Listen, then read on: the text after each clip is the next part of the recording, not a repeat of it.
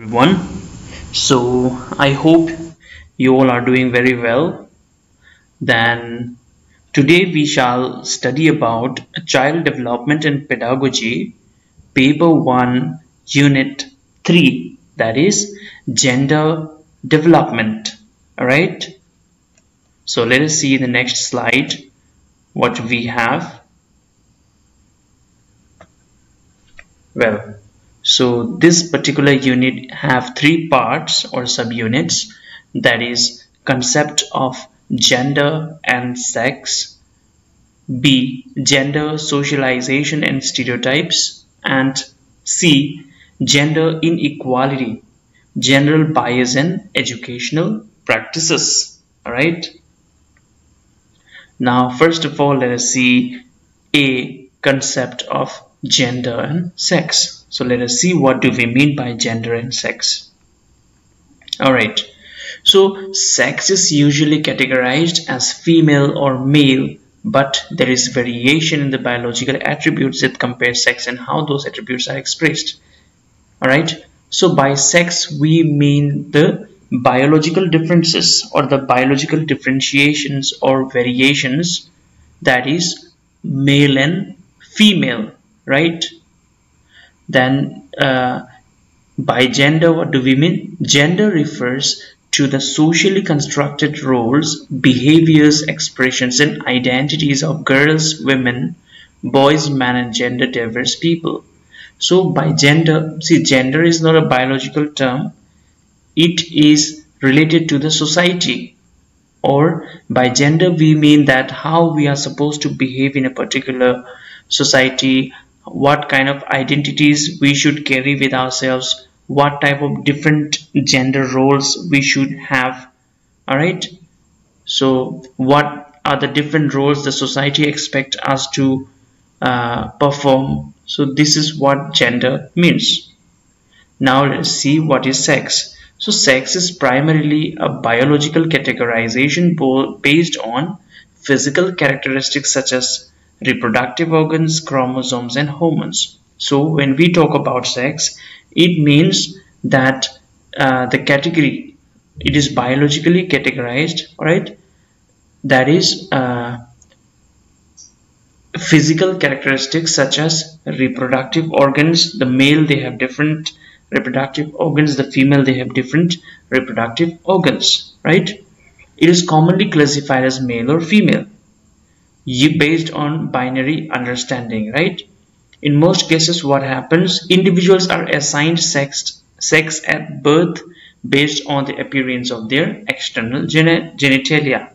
So what happens by when a baby is born, that time itself we come to know by looking at the reproductive organs of the baby that whether the baby belongs to the male gender or the female gender, right?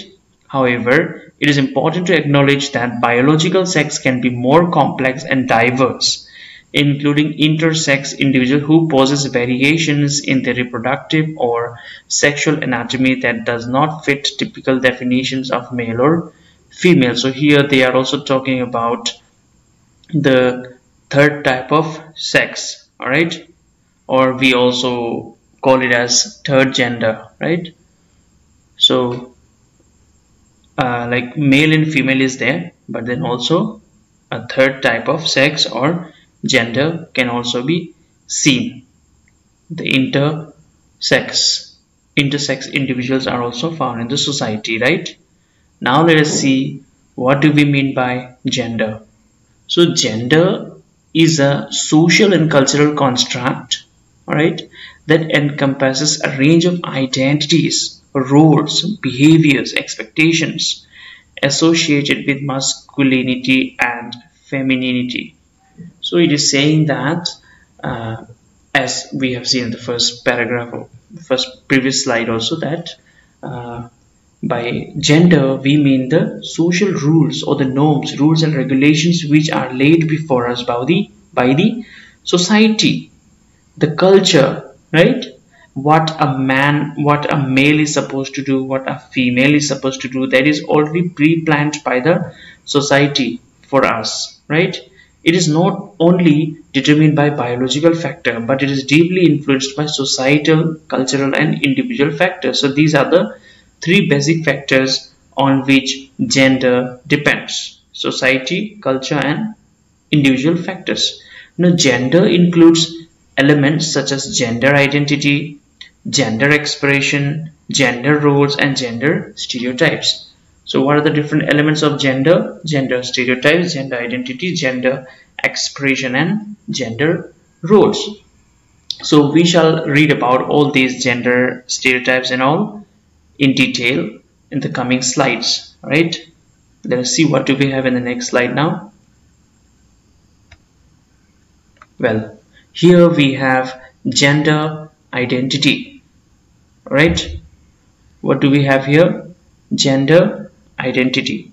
So gender identity refers to an individual's deeply held sense of their own gender, whether it is aligned with their assigned sex at birth or not. It is how individuals perceive and experience themselves in terms of being male, female, or another gender identity such as non-binary or gender queer.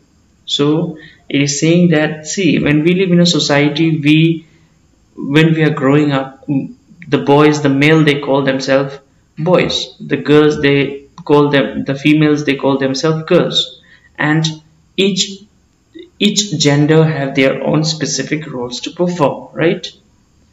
The boys, especially in our society, does the outside work, and the girl does the household work, right? So this is what is expected of our society or of people in the society. Now, gender expression. Now, gender expressions involve the external presentation of one's gender identity through behavior, appearance, clothing, and other cultural markers. It includes how individuals express themselves in ways that are perceived as masculine, feminine, or non-conforming to traditional gender.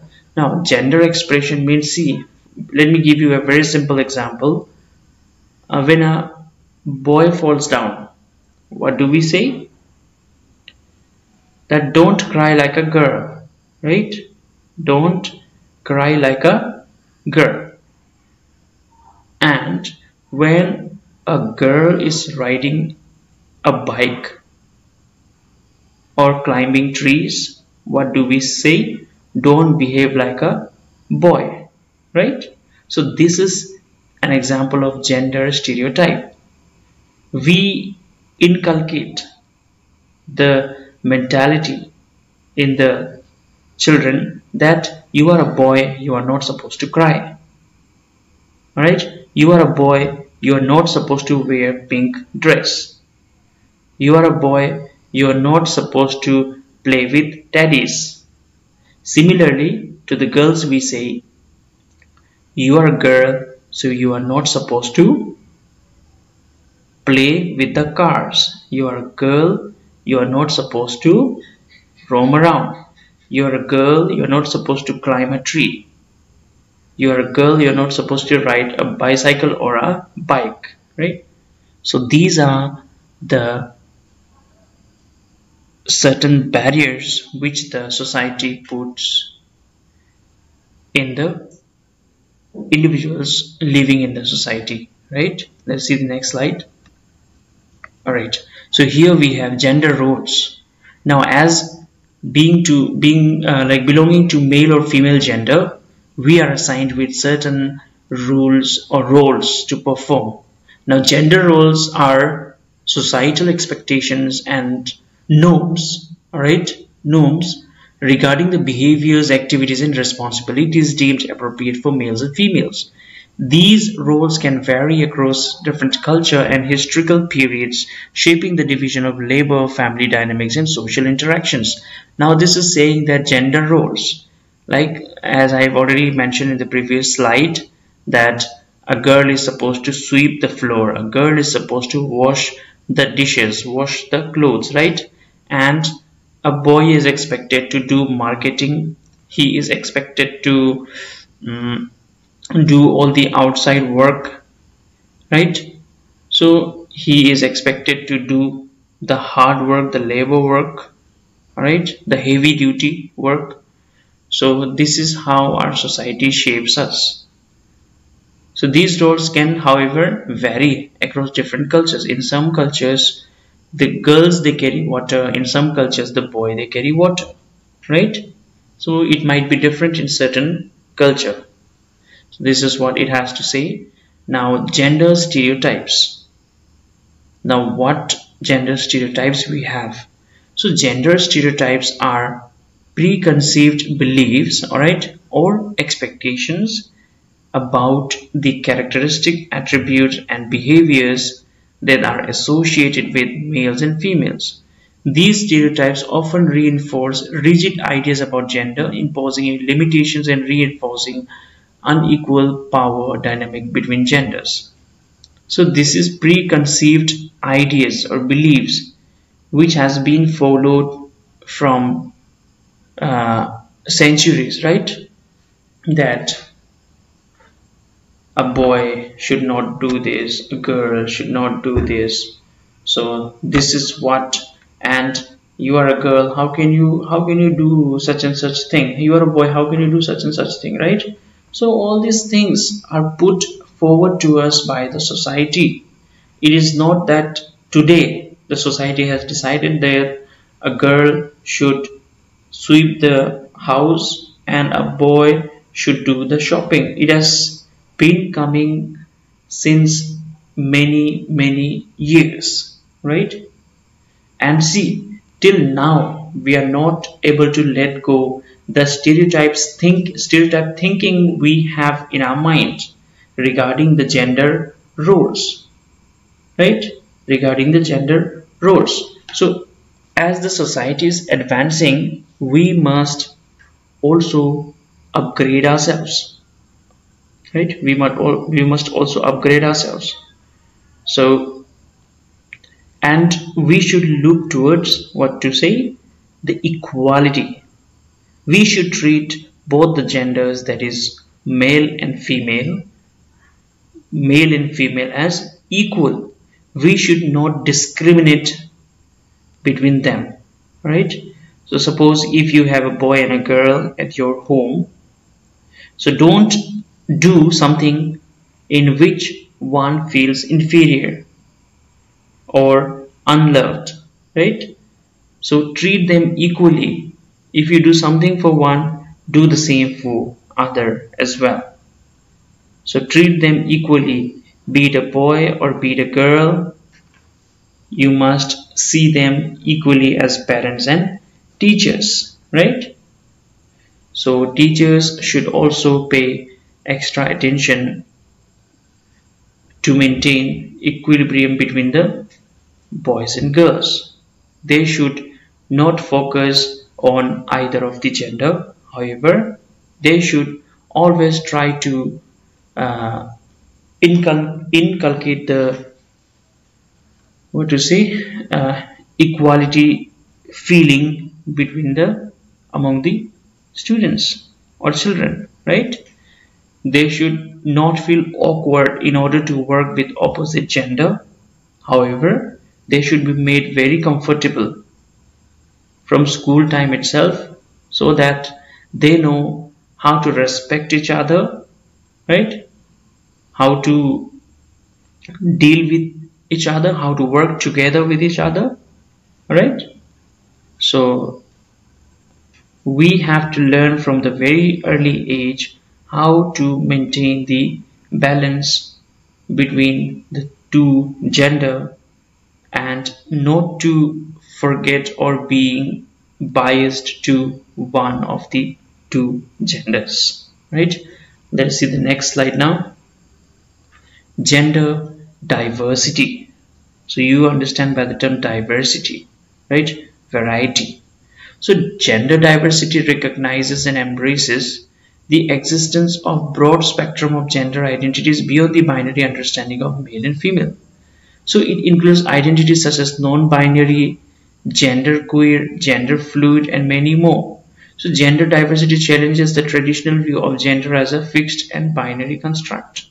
So see, this everything whatever I'm reading, it's all the same. It's all the same, right? So here also they are saying the same thing, that we should look beyond the gender, beyond the genders, right? And we should conquer the challenges put forward to us by the society, that a male should do this and a female should do this, and they cannot exchange or do something like what the girl is doing the boy cannot do, and what the boy is doing the girl cannot do. It is very rigid. However, it should not be rigid or fixed. It should be flexible enough for the children to perform well in all the areas of their growth and development. All right, let us see the next slide now.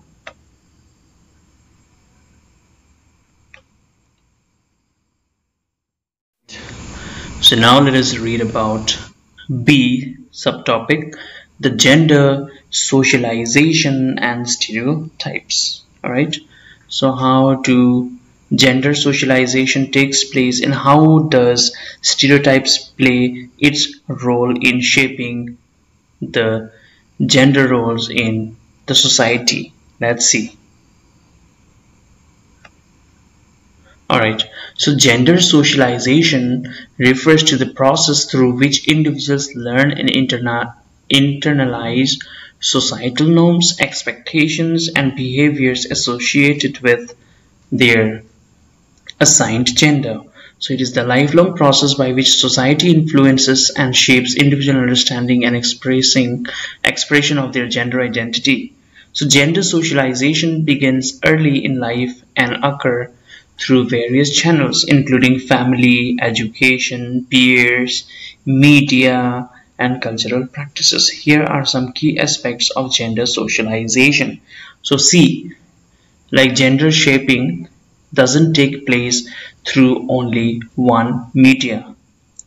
Of course, it takes place through the society, through the culture, but there are other ways in which the gender roles are assigned to the different gender in the society, and these factors includes the family, the education, peers, media, and cultural practices. So we shall see about family, education, peers, media, and cultural practices in the next slide.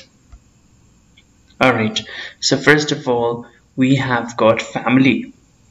So as an individual is born, he is the people he is around with are his or her family members, right?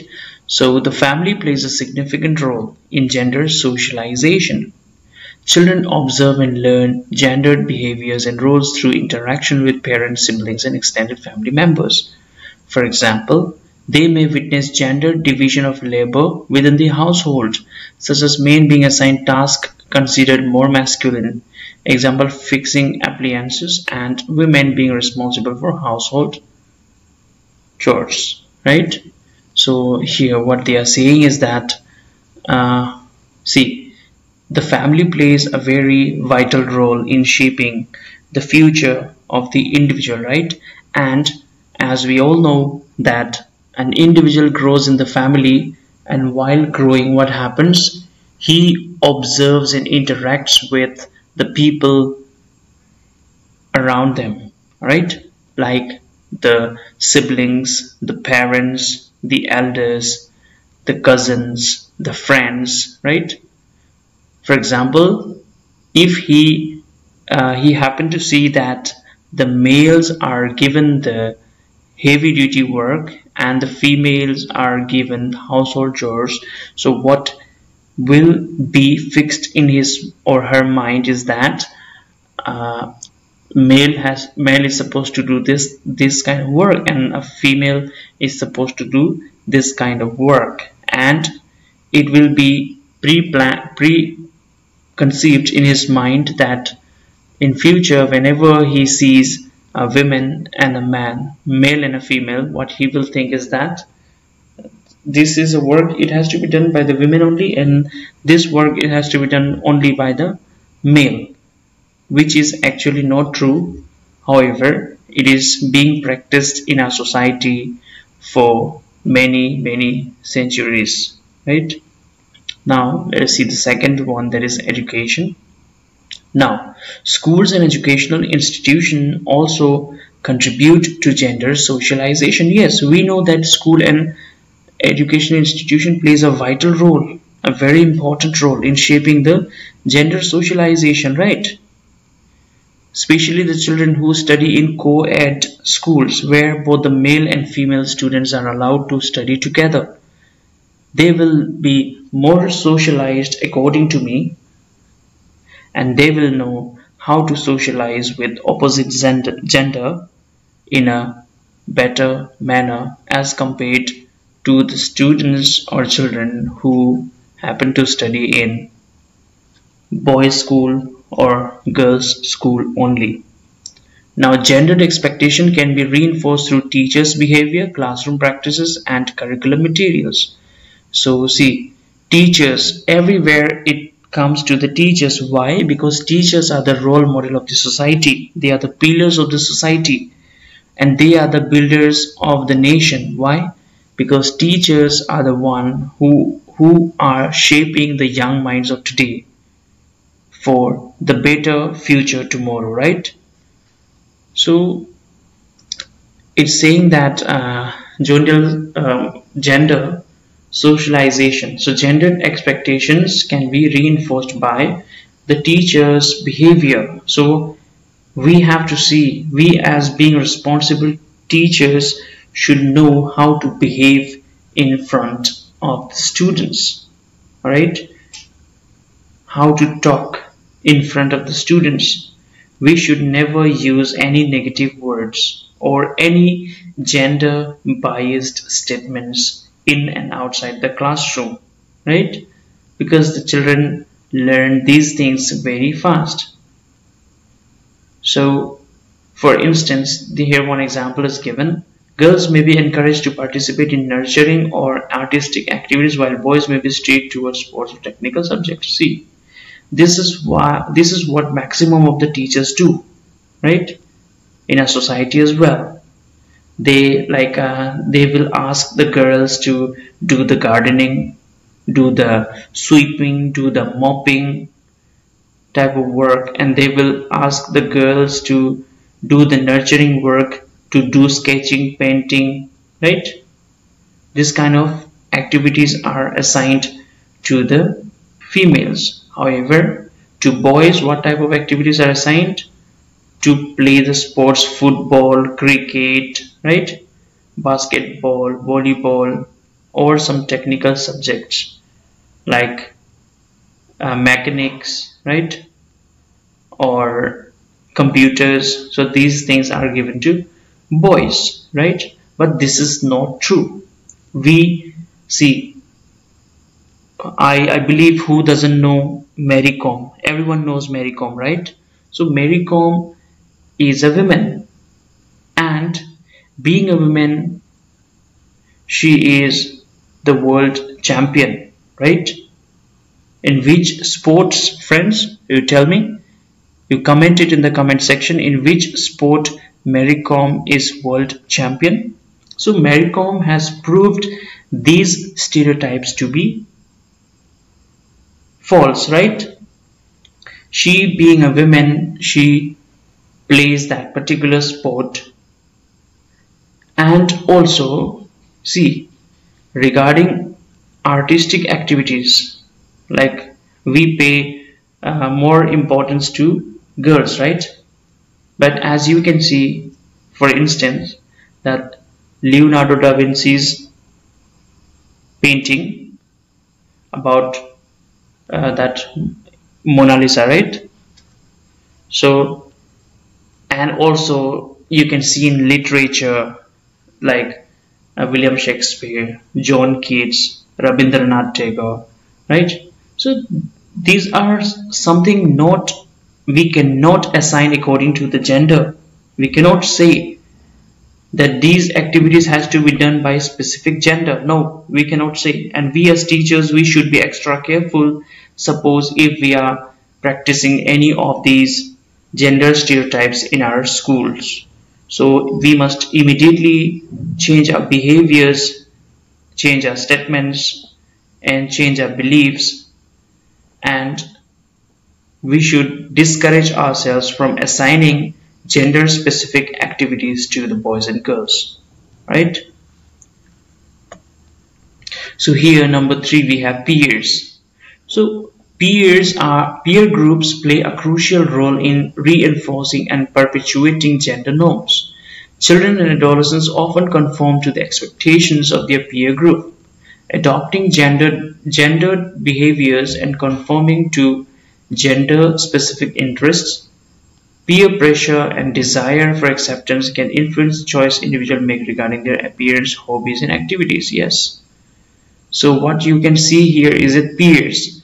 Peers are the friends of the same age group, right? The people have the class 2 children, their peers are the children studying together in class 2, right? For class 5, it will be the children studying in class 5. Because why? More or less they are of the same age. So they are peers, right? Now what happens? Peer pressure. See, being the part of a peer group, we always want acceptance, right? We want that our group accept us, and in order for the group to accept us, there are certain playful activities or any activities which are assigned to the peer group members directly or indirectly, being starting from their appearance, right? Appearance. So see, like when we talk about appearance, the boys, they are expected to cut their hair short, and females or the girls are expected to keep their hairs long, right? This is a gender stereotype. Then hobbies, for example, hobbies like gardening, cooking, reading, all these are assigned to the female, right? The female in the peer group. And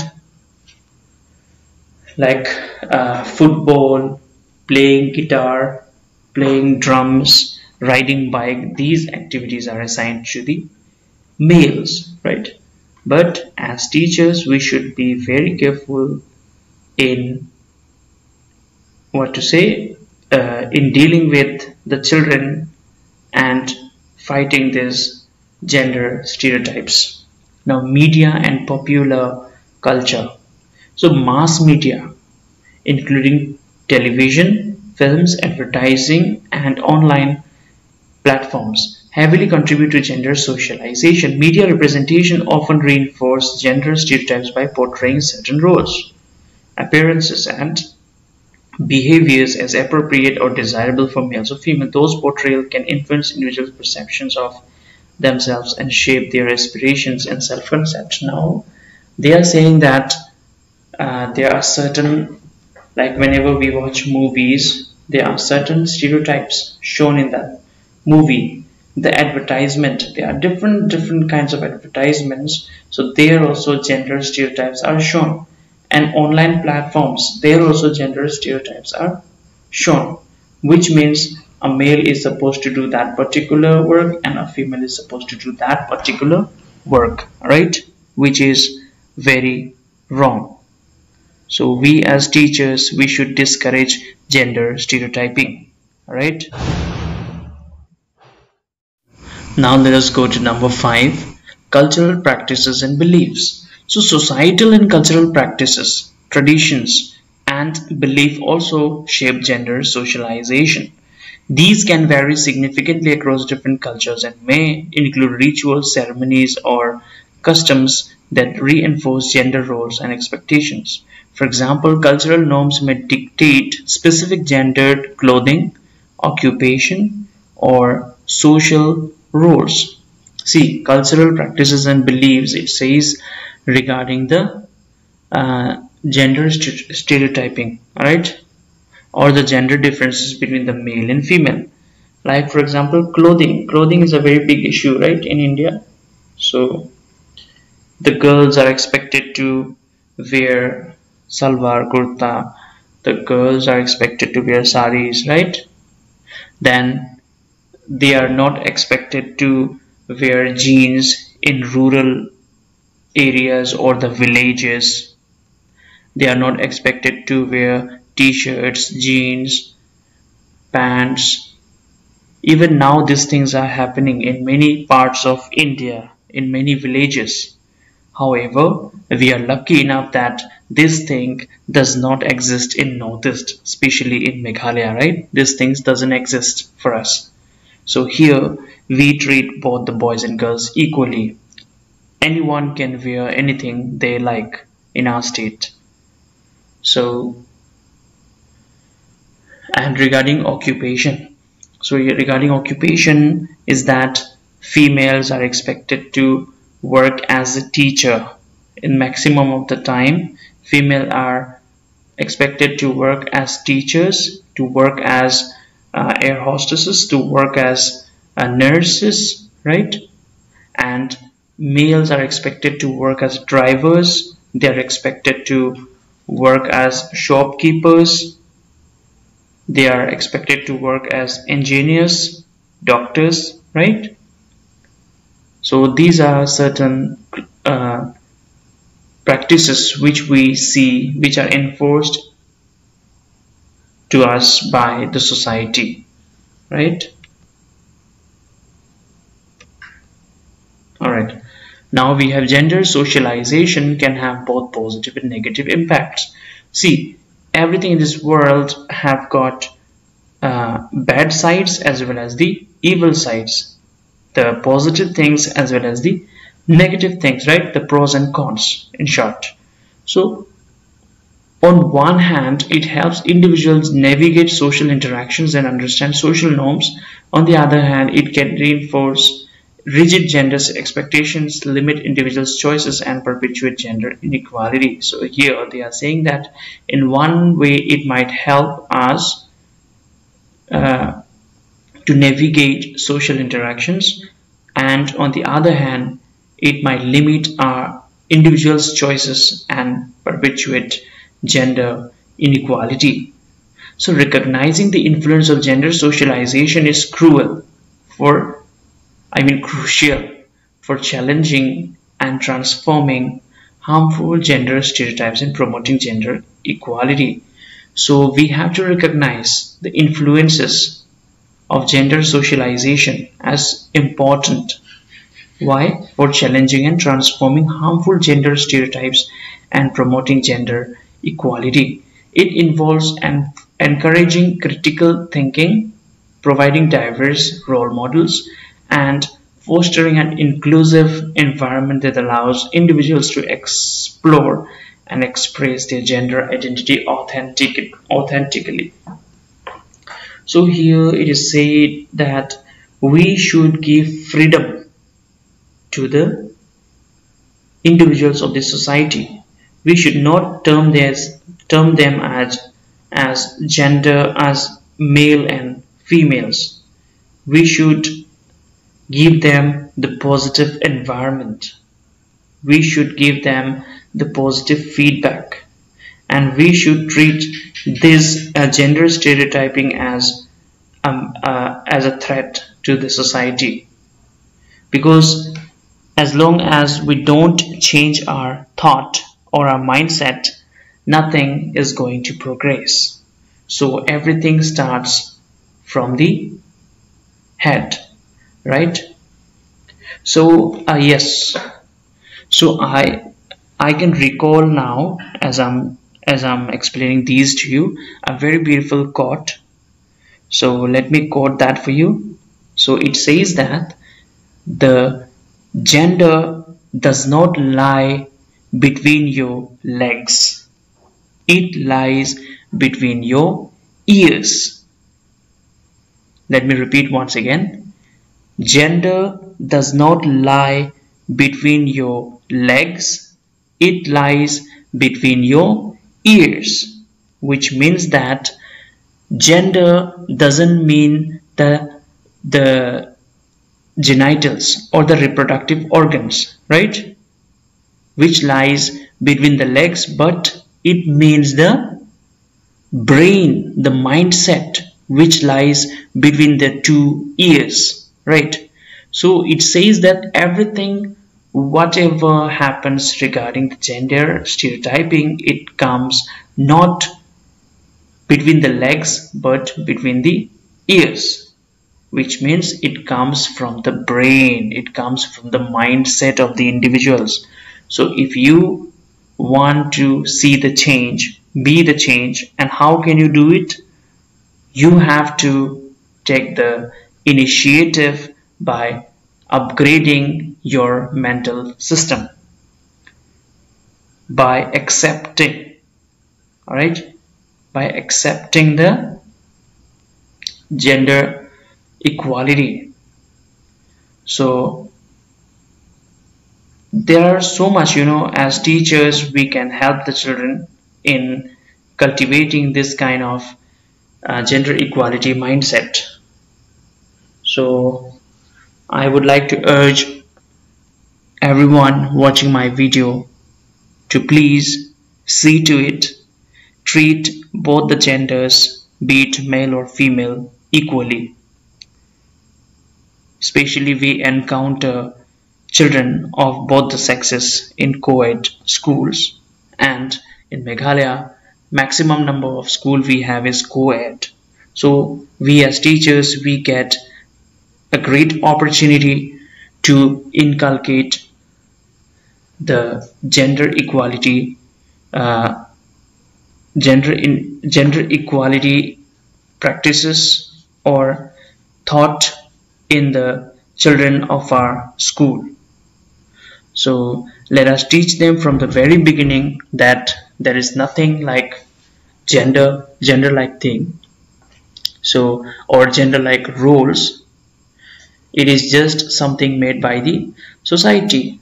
A girl can ride a bike, a boy can cook the food, a boy can sweep the floor, a girl can be a boxer, right? So anybody can do anything, and society is no one to give specific roles to the individuals of the society, that you are a male, you do this, you are a female, you do this. No, don't do that. In fact, be the example, be the change, right? If you want to change anything, change yourself first. So this is what we must believe in, and we must practice it. So let's see the next slide. Alright, so here are some common daily examples of gender stereotypes. See, gender stereotypes examples are given here. For example, clothing.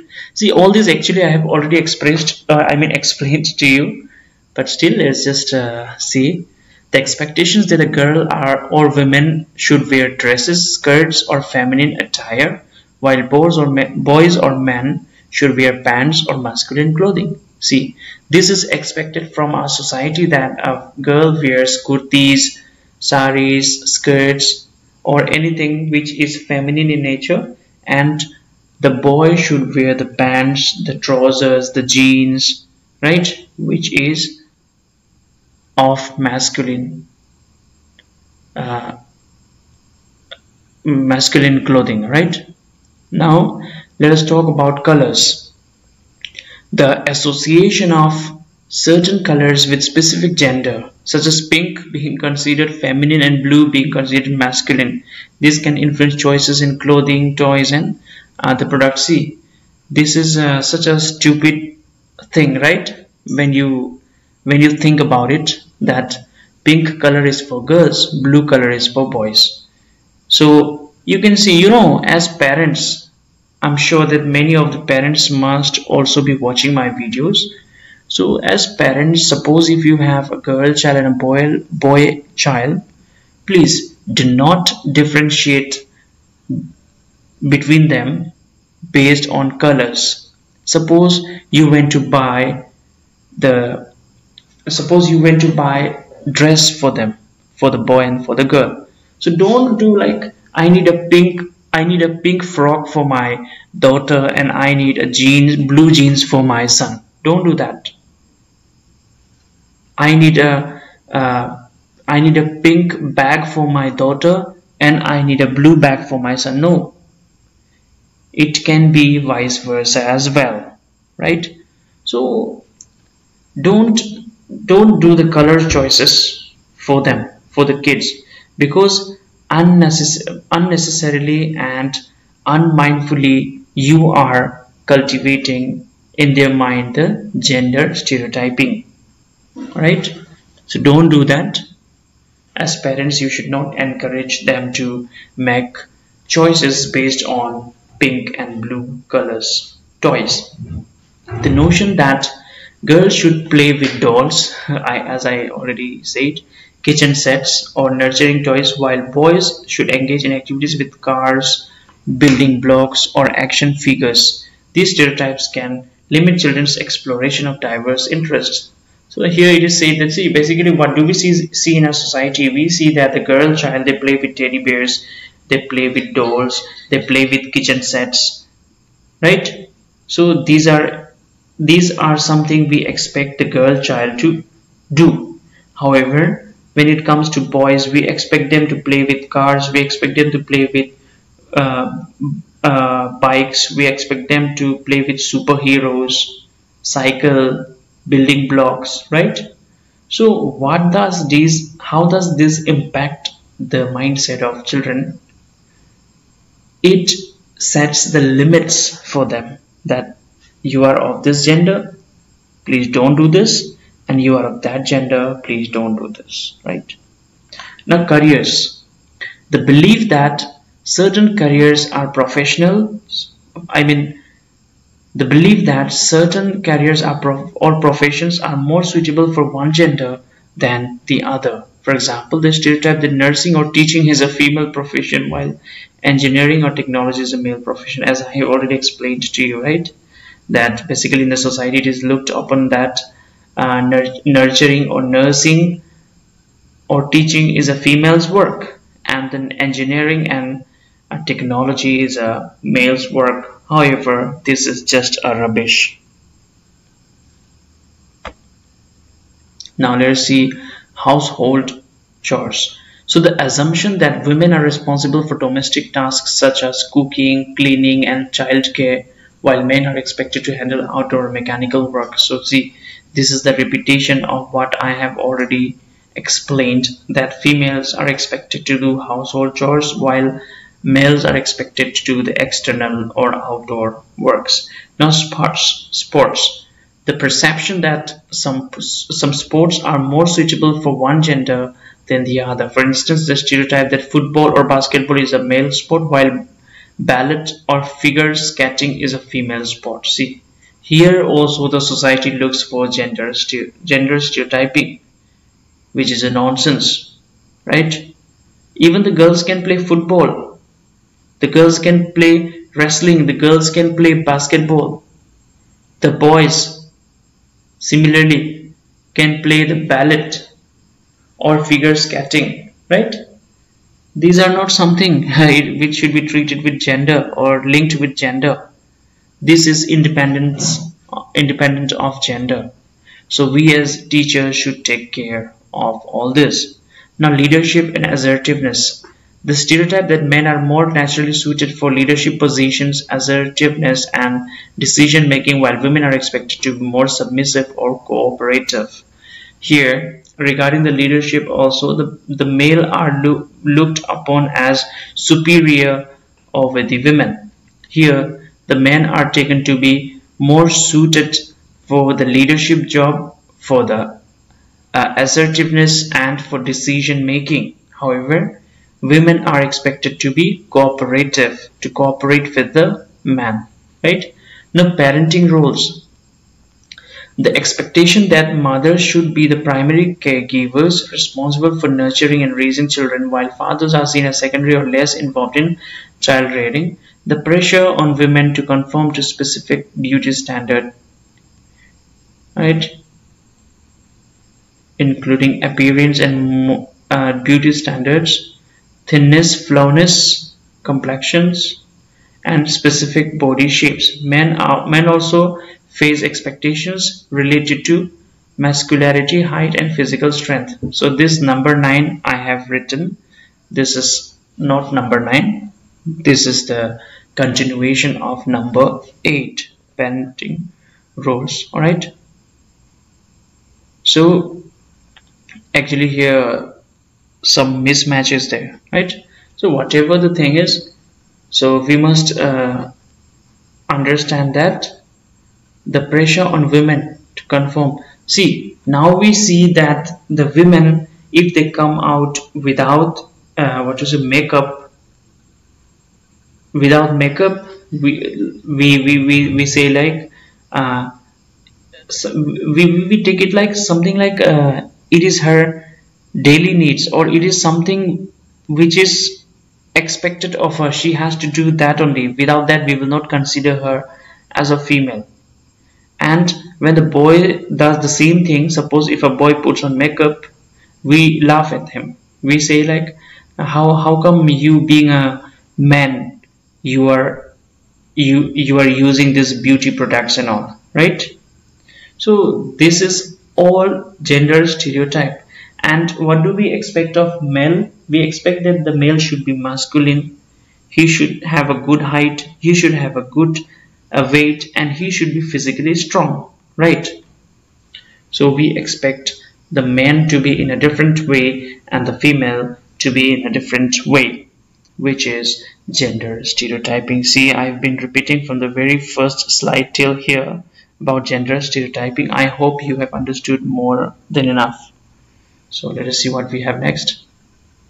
Alright, gender inequalities refer to the disparities and imbalances in opportunities, resources, and power between individuals of different genders.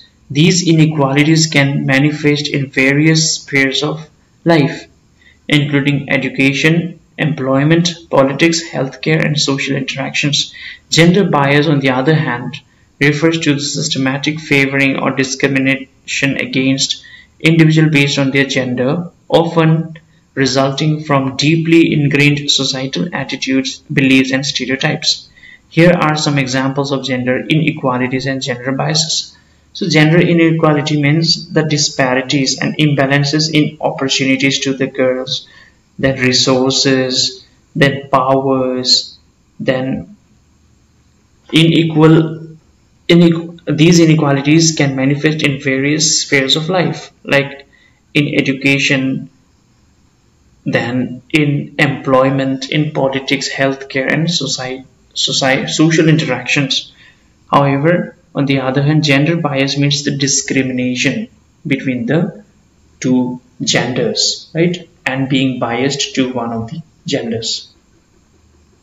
So now let us see gender inequalities and gender biases. So here, first of all, we have employment and play gap. So women often face disparities in employment opportunities, job segregation, and lower wages compared to their male counterparts. For example, women may be underrepresented in leadership positions and industries traditionally dominated by men, such as technology or engineering. Additionally, the gender pay gap reflects the disparity in earnings between men and women performing similar work. See, now what is said here is that about the employment, the men are given the superior positions. The technical work, the engineering works are given to the men, while the lower wages work, right, are given to the females. However, they are doing the similar kind of work. The pay scale or the salary is very low for the females as compared to the male counterparts. Alright, now education. Gender inequalities can be observed in access to education and educational customs.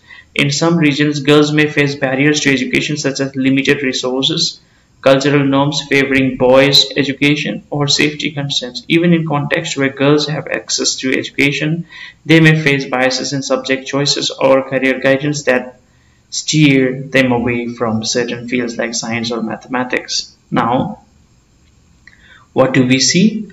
We see that boys are considered to be more superior over the girls, and they are given better opportunities.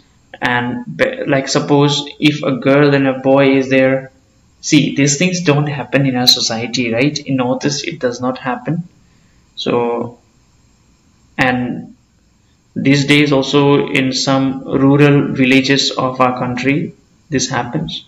So like, the girl child is sent to the government school. At first the girl child is not sent to the school, but however, if they are sending, the girl child will be sent to the government school and the male child will be sent to the private school, right? The girl, like, the boy will get the best of the best facilities, however the girl will be deprived of her needs and wants, right? Now, even in context where girls have access to education, they may face biases in subject. See, even suppose the girls are being educated, what will happen? They will have problem in choosing the subject, which one is for the girl, which one is for the boy. Here the examples are given of science and mathematics, which is taken to be a man's subject or a male's subject, not a female subject. However, English is taken to be a female subject in the society, which is again a nonsense, right? We should not believe and we should not encourage all these gender stereotypes as teachers. Now, political representation. Women are often underrepresented in political leadership roles, including national governments, parliaments, and decision-making positions. This gender imbalance can result from barriers such as systematic discrimination, societal expectation, and biases that limit women's political participation and hinder their advancement in political arena.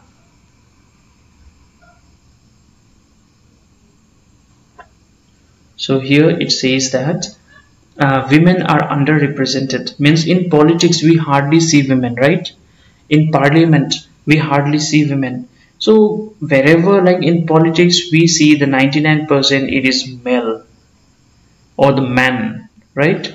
The women are deprived of the opportunities to take part in the politics. They face discrimination, right? And they are not encouraged to take part in the politics.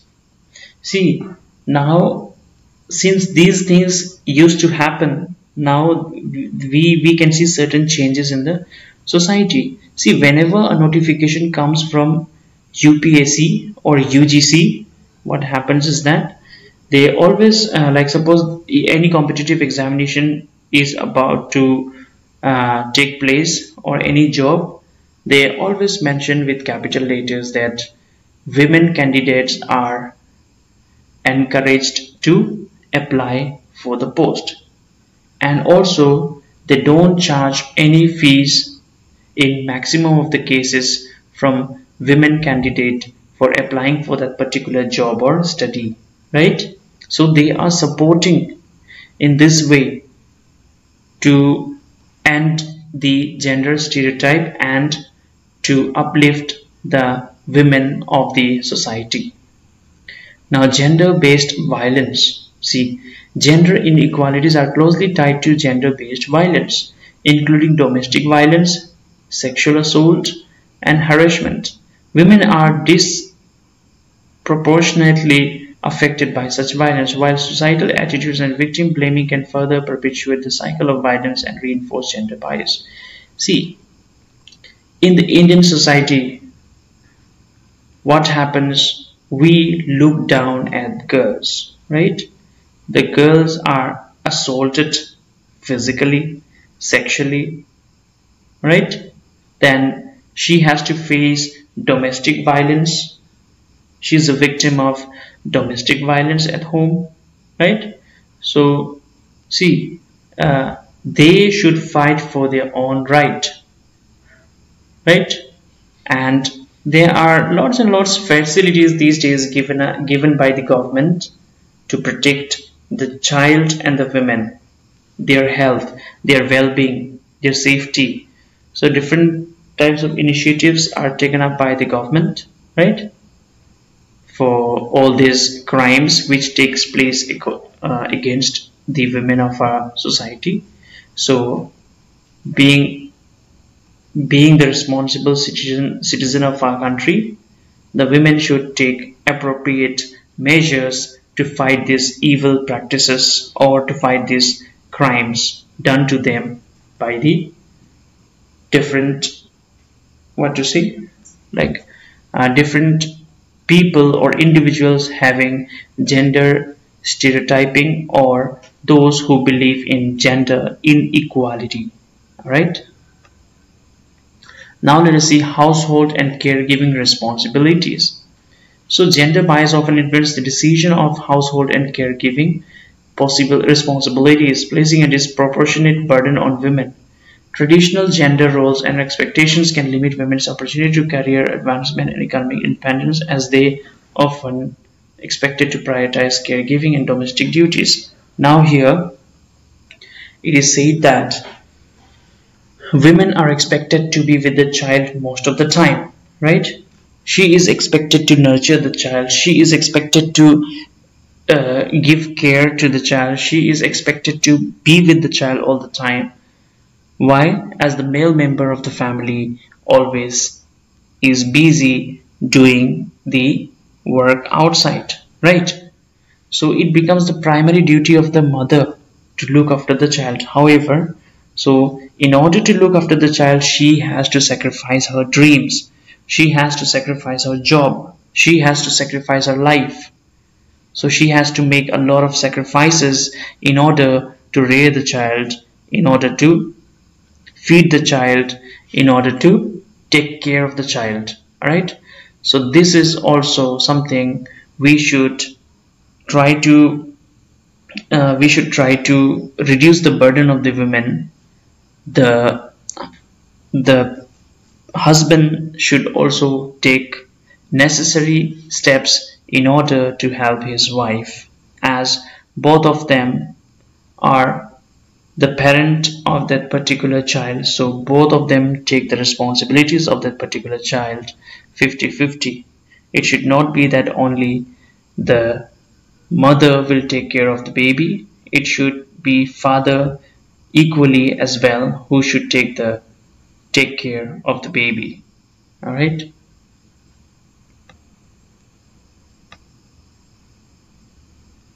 All right.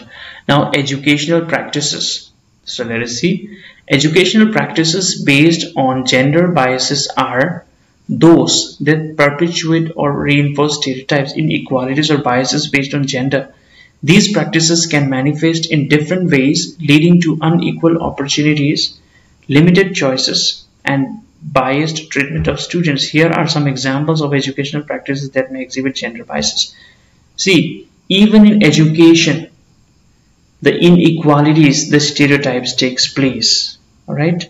So what are they? We shall see some of their example. Gendered expectations. Now teachers and educators may have different expectations for students based on their gender, resulting in biased treatments, right? For example, boys may be encouraged more in subjects like math and science, while girls may be directed towards humanities or nurturing roles. These expectations can limit students' exploration of diverse interests and reinforce gender stereotypes.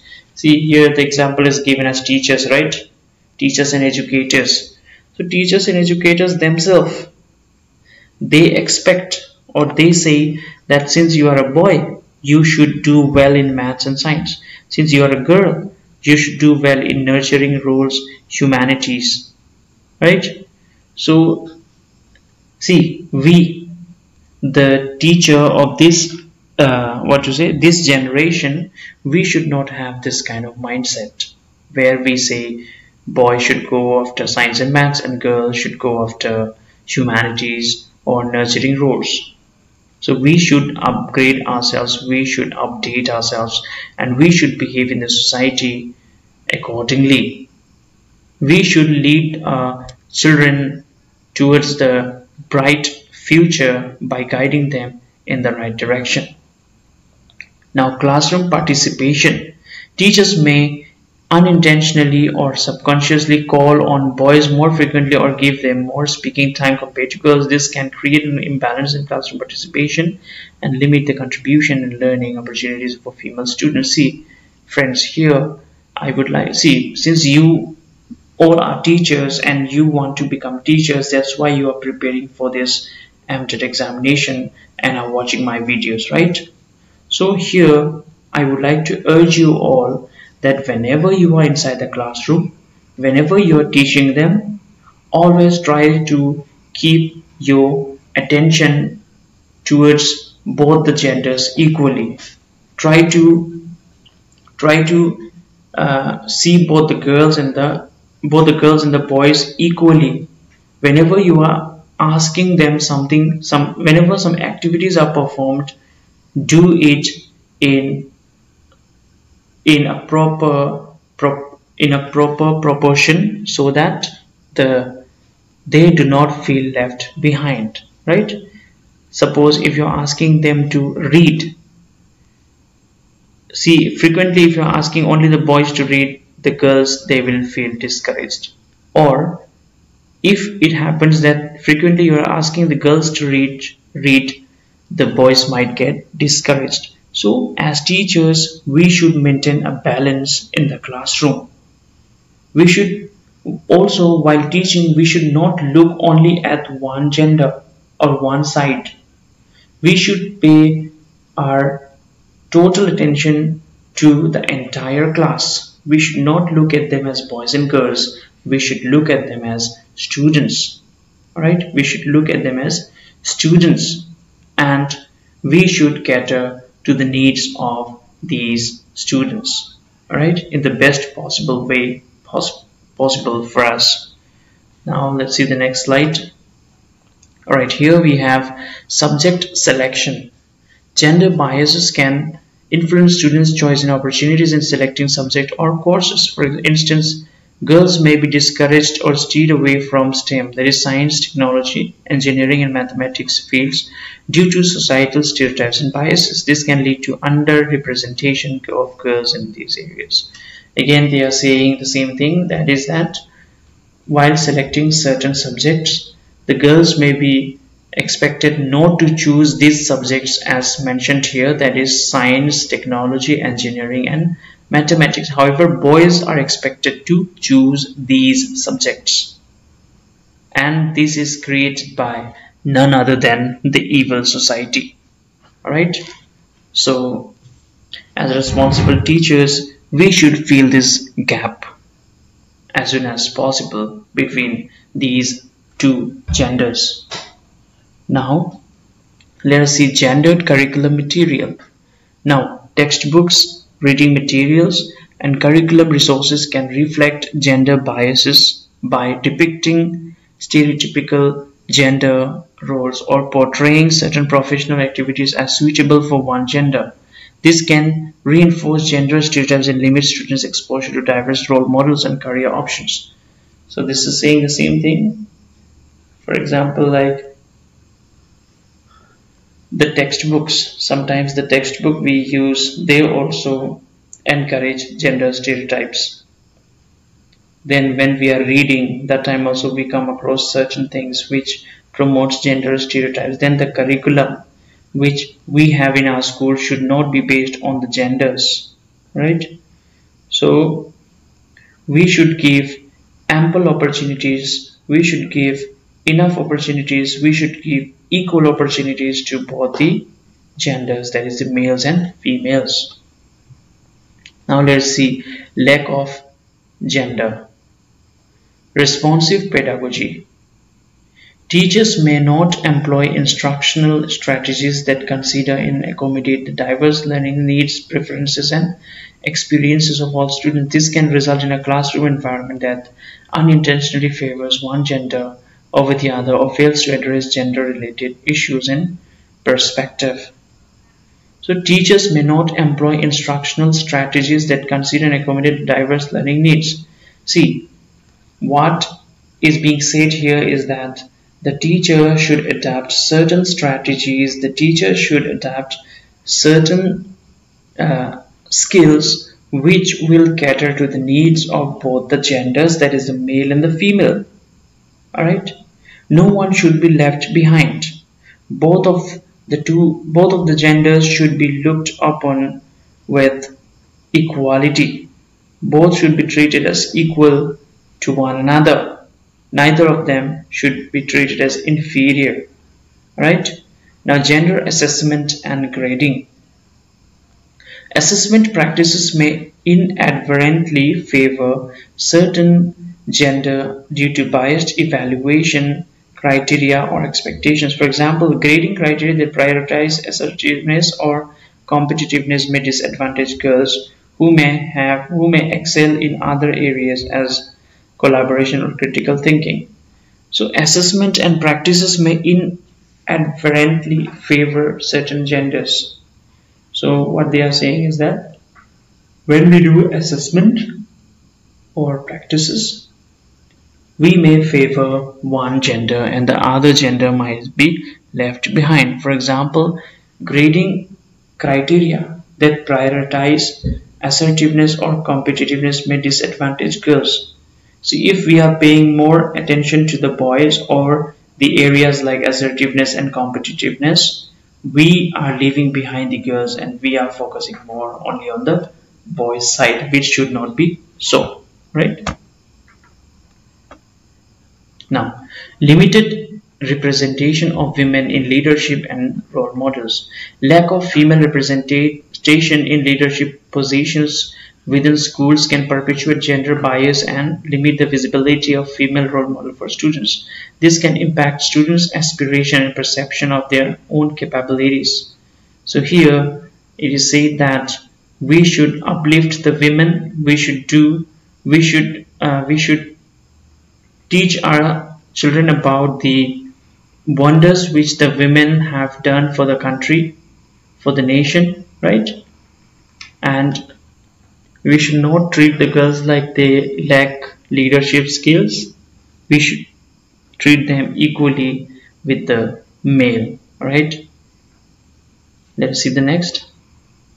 So addressing gender bias in education involves promoting inclusive practices that recognizes and value the diverse strengths, interests, and need of all the irrespective of their gender. This can be achieved through teacher training, curriculum reforms, inclusive classroom practices, diverse role models, and fostering a supportive and respectful learning environment. So here what it says is that in order to address gender biases, the teacher also needs to upgrade himself. The teacher needs to have certain skills. The teacher needs to acquire certain skills. The teacher needs to use different types of role models, alright? And he or she should make his or her teaching so effective that the gender bias is balanced, and it is not looked like it should not look like a gap, alright? It should not look like a big gap between the male and the female gender. Both should be treated equally, right? So here comes the conclusion. So these examples highlight how gender inequalities and gender bias affect various aspects of individuals' life, resulting in unequal opportunities, limited choices, and societal limitations. Addressing these issues requires challenging stereotypes, promoting equal access to resources and opportunities, advocating for policy changes, and fostering a culture of inclusive and gender equality. So in this entire slides we have seen how does gender stereotypes, how does gender bias play its role in disbalancing the society, alright, and dividing the society on the basis of gender, that is male and female, alright. So we have seen all the pros and cons of the gender, about the gender topic. We have studied everything what needs to be read. So I would just like to urge once again the teachers, the educators, to please take care whenever you are dealing with male and female in a single classroom, because that is where everything starts from. So if we can if we can correct the students from the very initial level, if we can keep them away from gender stereotyping, so I think we can build a better nation, right? We can build a better nation, a nation where the men and women work hand in hand with one another and none of them are left behind. All right, so I hope everything is clear.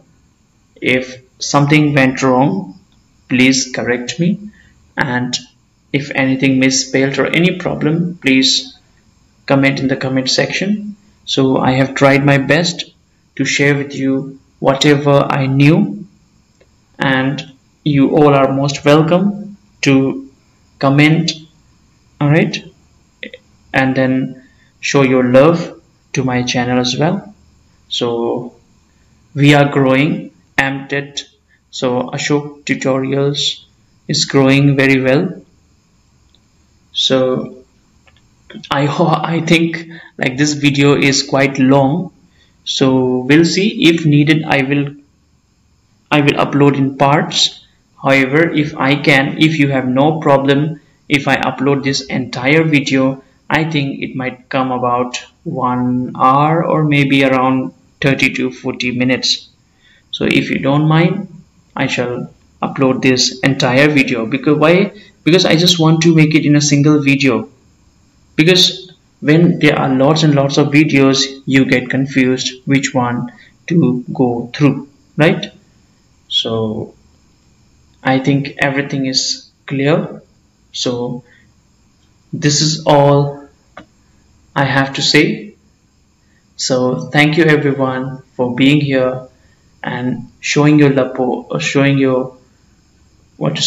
love and support to Ashok Tutorials channel. So this is your channel, this is for you, so do love it, and feedbacks are most welcome. Thank you everyone.